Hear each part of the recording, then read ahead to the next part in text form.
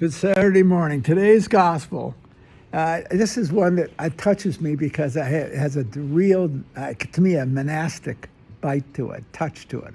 Not a bite, yeah, a bite meaning it gets to me in a positive way. He said, the apostles gathered together with Jesus and reported all they had done and taught. So they're apostolic. They're engaged in the world. Look what he says to them. He said to them, come away by yourselves to a deserted place and rest a while. Go out back into the desert. Why?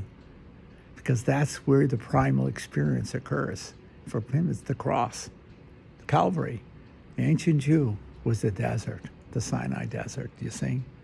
And that is monasticism with a vengeance.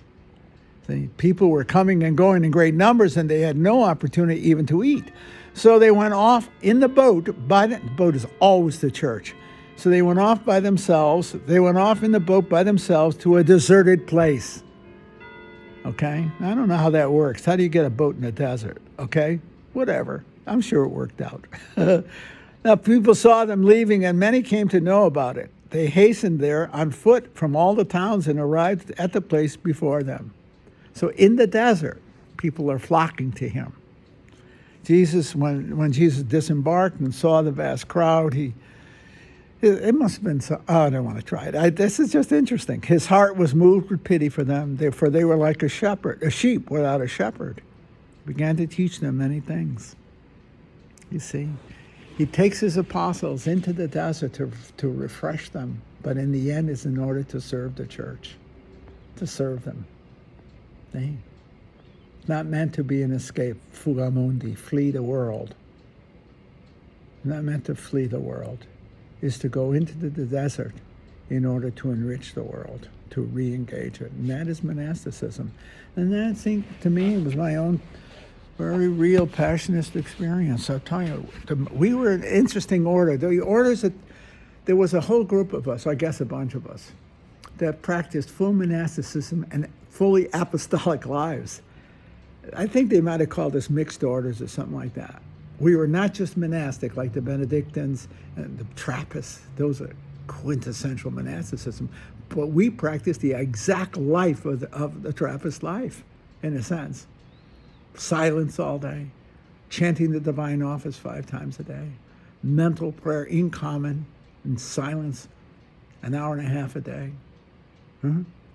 If that ain't monasticism, there ain't no such thing, okay? At the same time, we ran retreat houses, or men were out preaching missions. See? And we ran a few parishes. Not too many, because our Holy Founder didn't want parish life. He wanted the monastic tradition. Parish life ain't monastic. It's a fully engaged life, clerical, priestly life with the people of the parish. You can't hide. You engage. And the spirituality of the priesthood in the parish priesthood, especially the diocesan, is to serve the people where they are, right in their backyards. You see? Monasticism tells us to withdraw. And I have to say, withdraw to re-engage. And I have to say, I'm so grateful for the vocation that I have as a passionist, because the 12 years of intense monasticism that I lived was the deepest experiences of my life, and it trained me to live in solitude and silence. As gregarious as I am, as I am, and I'm a people person, I love the solitude. I love the silence. That's my passionate monasticism. See? And yet I am a teacher and a preacher. I say Mass every morning in public except Saturday mornings. That's the only time, Saturday mornings. On Fridays, from Sunday to Friday, I say Mass at St. Mark's. We've already been doing it for 50 years. See? Yeah. Public. I'm a preacher, teacher. I love to engage in the classroom. I have 75 students. I love every one of them. I love being with them. I hate to see the clock run. I like to be with them. I love the engagement with the young, and yet I love to be quiet. I love the solitariness and the solitude of living alone. I like coming home. I love the silence. But my only companion at home is Lily, my dog. And she's a pain in the butt because she always wants attention. Sometimes I don't know, you got to go out and poop low. What do you got to do? All you want is a cookie. She knows that word. If I say cookie, she jumps and runs into the kitchen. And she has a preference for which kind, too, I have to tell you. She's my companion. But I live in a quiet world. I live in the quietness of the desert. The desert is my home. It's quiet. I live in silence. In the silence and solitariness and the solitude. See? That's in my blood. Henry David Thoreau talked about sauntering. You walk quietly, you see, in meditative walking, sauntering. I think I saunter in my home in its own kind of way. And yet it's surrounded by the animals that I have hunted, the fish I have caught, the people. Their pictures are everywhere. Pictures of the family, my friends, those whom I have loved and been loved by. I told somebody once, if you walk through my home, you can hear, you can see and experience, if you're quiet and allow it, the narrative of my life. Brother Andre, from the order, Brother Andre was a consultor. He's a second or third consultor. I forgot what his rank was in the outfit, but he had to come by, and he came and he gave me every year or every other year we have a visitation by our superiors, and Andre came to have a visit with me. And I said to him, Andre, I got to go say Mass now. You want to come? He said, no, I want to sit here and talk to the animals. So what he did is he sits in the room here while I go say Mass. He's right. In the quiet of the house, in the silence of the house, you feel my story. You feel it. You can't miss it unless you're so blind. Well, I had a young couple here. They were they were university people, okay? And the guy said to his wife when he was in my house, he said, this is a house of carnage. I think only a fool could say that. It is anything but a house of carnage. It's a house of intimacy of the wild community. It's what Thoreau spoke about in Elder Leopold in the Sand County Almanac. It is not a house of carnage. It's a house of intimacy of the animals and fish whose lives I've taken, but who I have consumed in my heart. It is my narrative, and it isn't a violent narrative. It's an intimate narrative of love. It's the desert. When you're sitting up in a tree deer hunting, you're in what the wood is the desert, the silence and the woods speak to you if you're silent enough to let her speak to you. You see? The quiet.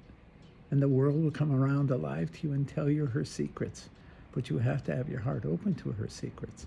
And God will reveal himself in the natural community. He doesn't just reveal himself in the Bible or in scholarship or in churches. He reveals himself wherever there is life.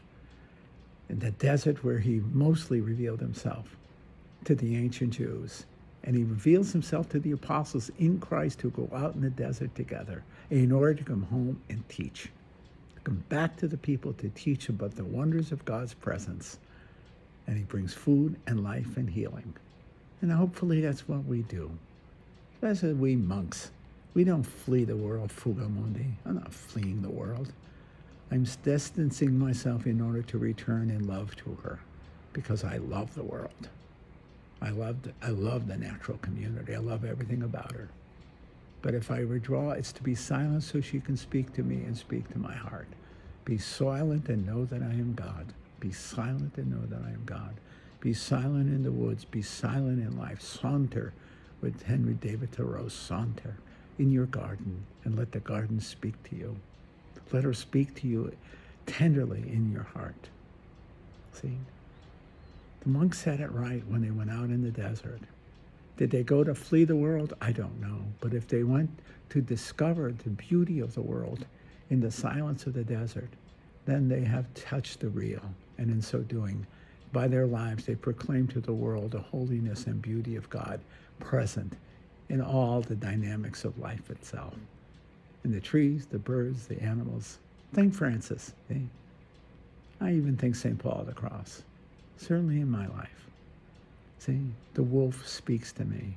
I had a student ask me, what was the greatest religious experience I ever had? I said, when a wolf visited me in Ontario, 7 feet away, I looked into the eyes of a ferocious wolf, and he didn't attack me, he accepted me. I said, I felt the presence of God in the wolf and in the land. That's Henry David Thoreau. That's Aldo Leopold. That's life. That's John the Baptist. In the desert, we discover life itself. In the solitude, we discover the wholeness and the community of life and love. That's the monk in me. It's also all of us if we have the heart to listen to the wonders of life as she reveals herself to us.